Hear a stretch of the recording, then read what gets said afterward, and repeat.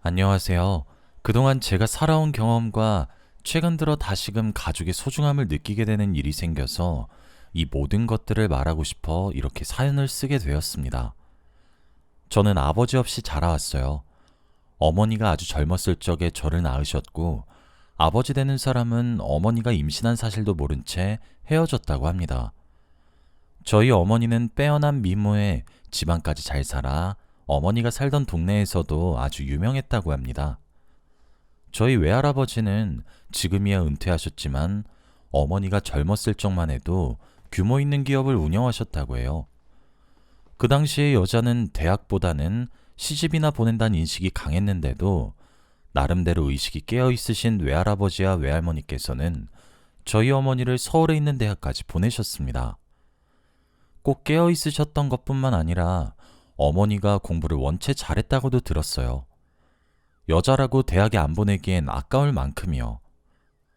하지만 저희 외할머니와 외할아버지는 나중에 이 선택을 두고두고 후회하셨어요. 저희 어머니는 대학에 다니며 제 아버지 되는 사람을 처음 만나셨거든요. 저희 아버지는 어머니처럼 같은 대학생 신분은 아니었어요. 대학교 내에서 일하는 자벽부였다고 합니다. 어머니가 얘기해 주시기로는 시골에서 상경했는데 배운 것도 없고 서울에 아는 인맥이고 목돈이고 아무것도 없으니 그 젊은 나이 때부터 대학에서 자비를 했다고 해요. 그런데 제 아버지가 젊고 배운 건 없어도 매너 하나는 깍듯해서 나름대로 여대생들한텐 인기가 있었대요. 그때만 해도 어머니는 워낙에 살던 집 아가씨나 다름없었으니까 뭐 세상에 좋아할 사람이 얼마나 없으면 청소부를 다 좋아하나 하면서 무시했었대요. 그러던 어느 날 시험 기간에 어머니가 밤 늦게까지 학교 도서관에서 공부를 하다가 잠이 들었었대요. 일어나 보니 시간도 엄청 지났고 밤도 어둑어둑해서 집까지 안전하게 돌아갈 수 있으려나 생각을 했는데, 순찰도 쉬던 아버지가 어머니께 와서는 아무리 공부할 게 많아도 아직도 안 가고 뭐 했냐고, 밤길이 어두우니까 어머니 사는 동네까지만 같이 데려다 주겠다고 했대요. 어머니는 아버지를 전부 믿을 순 없었지만 그 추운 밤길을 혼자 가기도 무서워서 못 이기는 척 같이 걸어갔다고 합니다. 심심하기도 하고 불빛도 없이 걸어가는데 아무 말도 없으면 그건 그것대로 무서우니 그동안 왜 젊은 나이에 대학에서 자빌이나 하고 있는 건지 내심 궁금했던 어머니가 이런저런 질문을 했다고 해요. 그런데 거부감 없이 진솔하게 자기 이야기를 꺼내는 아버지를 보고 자기가 그동안 이 사람을 너무 무시했구나, 나름대로 열심히 사는 사람이었구나 하며 반성했다고 하네요.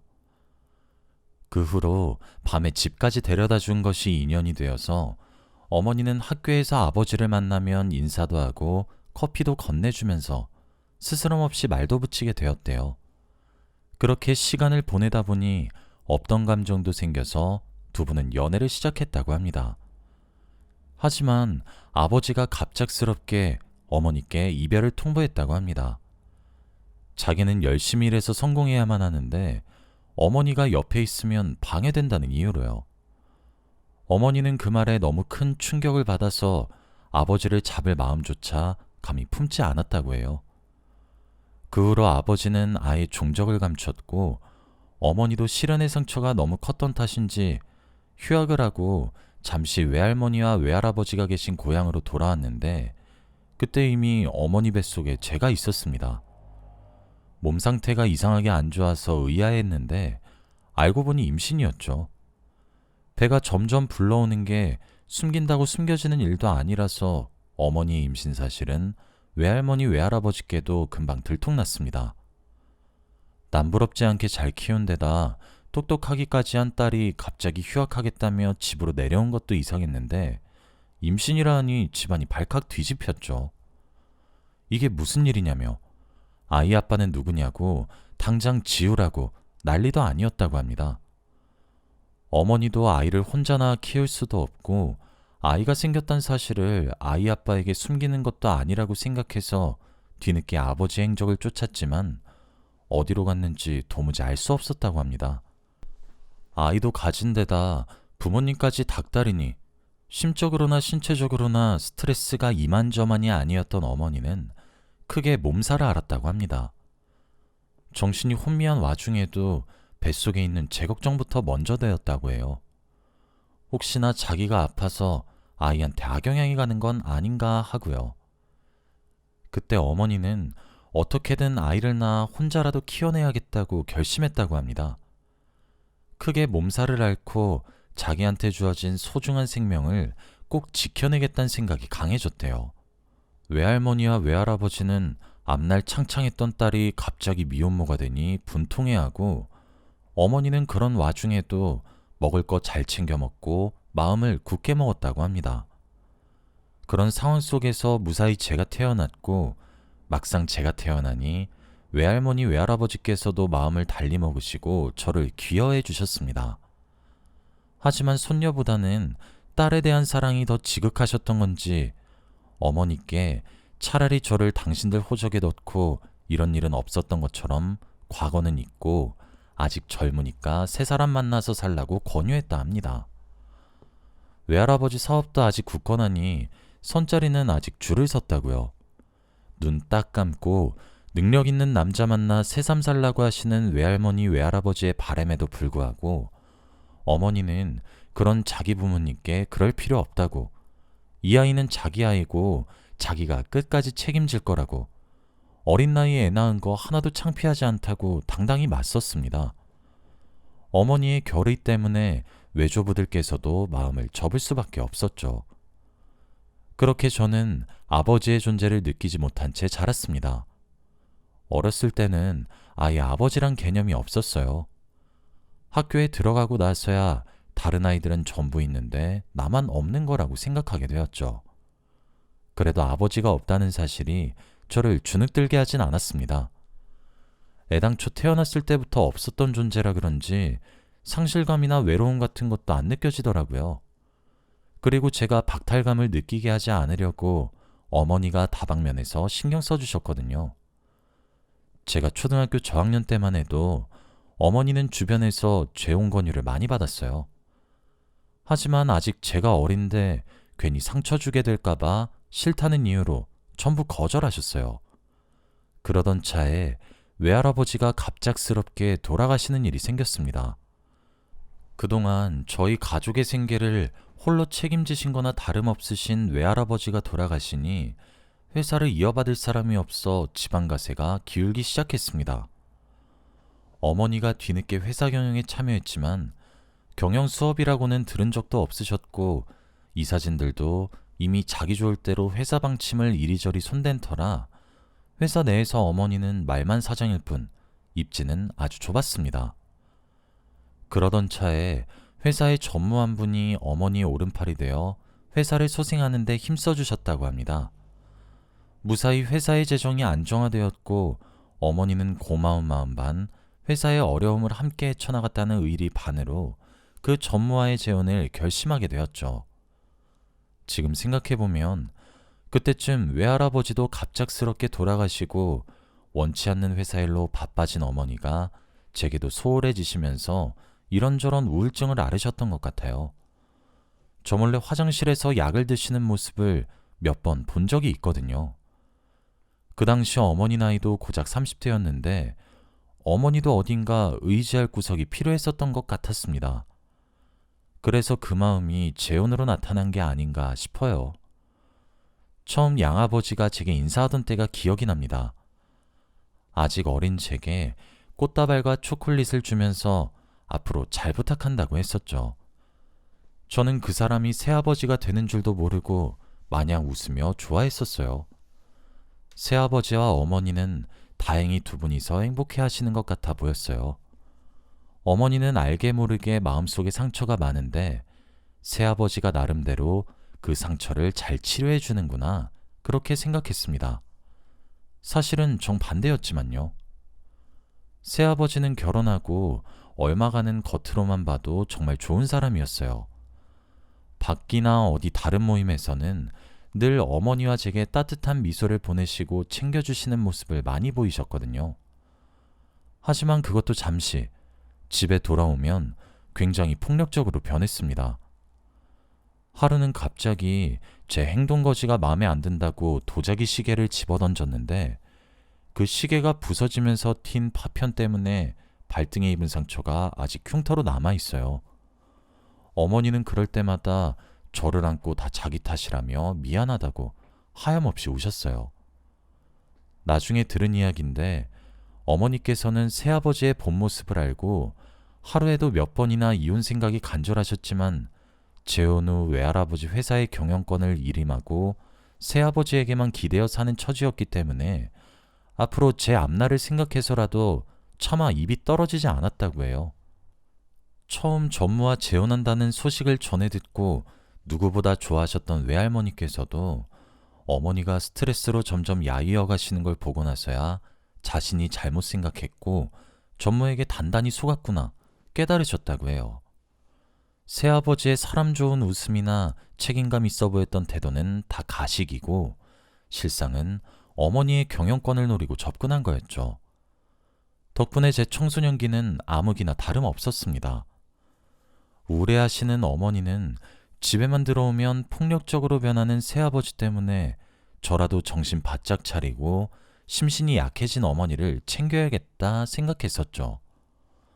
어느 순간부터는 새아버지가 아예 집에 들어오지 않는 날도 많아졌습니다. 처음엔 회사 일 때문에 많이 바쁜 건가 막연히 생각했어요. 게다가 새아버지가 집에 안 들어오면 저로서는 물건이 부서지거나 고함치는 소리를 듣지 않아도 되니 전혀 나쁠 게 없었습니다. 하지만 얼마 안 있어 왜 집에 잘 들어오지 않으시는지 알게 되었죠. 컨디션이 너무 좋지 않아 선생님께 허락을 받고 일찍 조퇴하는 길이었어요. 기운 없이 걸어가는데 맞은편 큰 대로변에 있는 호텔 앞에 새아버지 차가 정차되어 있는 겁니다. 뭔가 싶어 가만히 서서 지켜보니 새아버지가 어떤 젊은 여성과 함께 호텔을 걸어 나와 대기시킨 차에 타서 어디론가 가더군요. 저희 어머니 사이에서는 더 이상 찾아볼 수 없는 다정한 분위기였어요. 그건 어린 제 눈으로 봐도 틀림없는 불륜 현장이었습니다. 이걸 어머니께 말해야 하나 홀로 엄청난 고민에 휩싸였던 때가 생각이 나요. 그때가 사춘기였는데 이런저런 집안 사정이 겹쳐져 학교 생활에도 적응을 제대로 못하고 어머니께도 본의 아니게 걱정을 많이 끼쳐드렸죠. 저는 한참을 고민하다 결국 새아버지의 불륜 사실을 어머니께 말씀드리지 않았어요. 그렇지 않아도 마음이 많이 쇠약해진 어머니가 이 사실까지 알게 되시면 그땐 정말 무슨 일이라도 일어날 것만 같아 무서웠거든요. 그런데 제가 새아버지의 불륜을 모른 척 했던 게 다 물거품이 되어버렸습니다. 새아버지가 어머니께 이혼을 요구했어요. 따로 사랑하는 사람이 생겼으니 이혼해야겠다고 아주 당당하게 말하더군요. 제가 그 말에 분노를 참지 못하고 달려들었다가 흠씬 두들겨 맞고 그 모습을 목격한 어머니가 깜짝 놀라면서 알겠으니 원하는 대로 이혼해주겠다고 아이는 건드리지 말라고 사정사정해서 결국 어머니와 새아버지는 이혼을 하게 되었습니다. 어머니가 원하는 대로 이혼해주겠다고 한 말 때문에 새아버지로부터 양육비도 한 푼 받지 못한 채 부당하게 이혼하게 되셨죠. 아무리 새아버지 경제력에 기대어 살았다 하더라도 외할아버지가 살아계셨을 때부터 집안의 돈이 모자랐었던 적은 없어서 또래에 비해 부족함 없이 살았는데 하루아침에 집안이 쫄딱 망해버린 거나 다름없어 많이 힘들어했습니다. 외할머니 댁에 신세를 지며 몸도 성치 않으신 어머니는 일을 하러 나가야만 했고 저도 대입을 앞두고 아르바이트라도 해야 하나 생각했었습니다. 외할머니는 이게 다 그 개자식 때문이라며 지역 신문에 이혼한 새아버지가 장악한 회사 소식이 실리는 걸 보면서 늘 욕을 하셨어요. 그렇게 시간이 흘러 제가 대학을 졸업하고 막 취업한 지 얼마 되지 않아 외할머니가 자는 저를 깨우시더니 깜짝 놀랄만한 소식을 하나 전하셨습니다. 잠에서 덜 깬 눈으로 할머니가 들이미는 신문을 보는데 새아버지가 장악한 외할아버지 회사가 재정 악화로 다른 사람 손에 인수됐다는 게 아니겠습니까?